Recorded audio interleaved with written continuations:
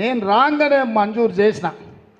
ఇవన్నీ చక్కదిద్దుకుంటూ తాగుబోతానికి పెత్తనం ఇస్తే ఉన్నదంతా ఆగమాగం చేసి ఉన్న భూములు అమ్ముకొని ఊరంతా అప్పులు చేస్తే ఎట్లుంటుందో ఈ తాగుబోతు కేసీఆర్ చేతికి రాష్ట్రాన్ని ఇస్తే కూడా అప్పుల కుప్పగా చేస్తే ఒక్కొక్క సమస్యను పరిష్కరించుకుంటూ ఒక్కొక్క సమస్యను అవగాహన చేసుకుంటూ ఇవాళ ఒక మంచి పరిపాలన అందించుకుంటూ 100 రోజుల్లోనే 5 గ్యారెంటీలు అమలు చేసిన.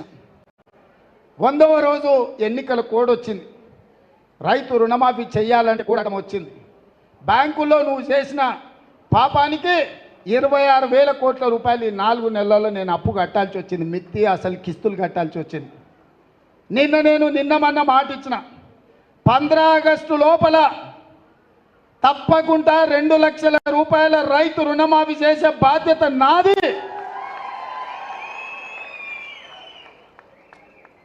సేవలాల్ సాక్షిగా బావోజీ సాక్షిగా నేను మాట ఇస్తున్నా 15 ఆగస్టు లోపల నేను మీ రైతు రుణమాఫీ చేస్తాను.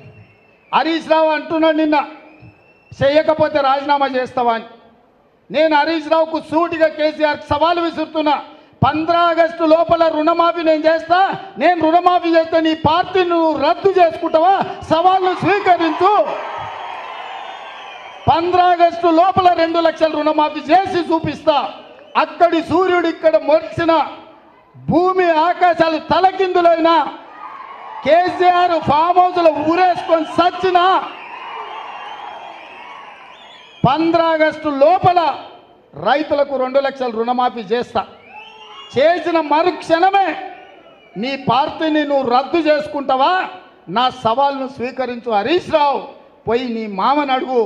నేను మాట ఇస్తే ఎట్లుంటానో తెలుస్తుంది. నీ మామకు తెలుసు నీకంటే ఎక్కువ. అందుకే ఇవాళ చెప్తున్నా, ఈ వేదిక మీద నుంచి ఏ రైతు ఆధైర్యపడాల్సిన పని లేదు, ఏ రైతు బాధపడాల్సిన అవసరం లేదు. నేను బ్యాంక్ వాళ్ళకు కూడా చెప్తున్నా, రైతులకు నోటీసులు ఇస్తున్నట్ట డిసిసిబి బ్యాంక్ వాళ్ళు. ఎవరు మీరు అట్లాంటి అతిగా వ్యవహరించొద్దు. మిత్తితో సహా అనా పైసతో సహా మీ పైసల్ని 15 ఆగస్టు లోపల తెలంగాణ ప్రభుత్వం చెల్లిస్తుంది.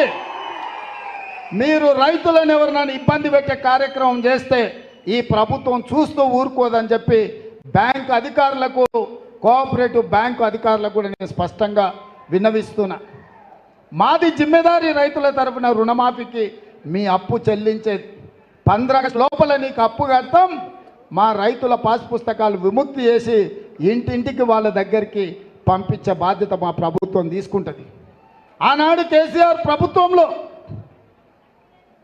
జొన్నలు వేయొద్దన్నాడు, కందులు వేస్తే కొనేటోళ్ళు లేడన్నాడు, మిర్చి వేస్తే తెగులు వచ్చి చచ్చిపోయింది, పత్తి వేస్తే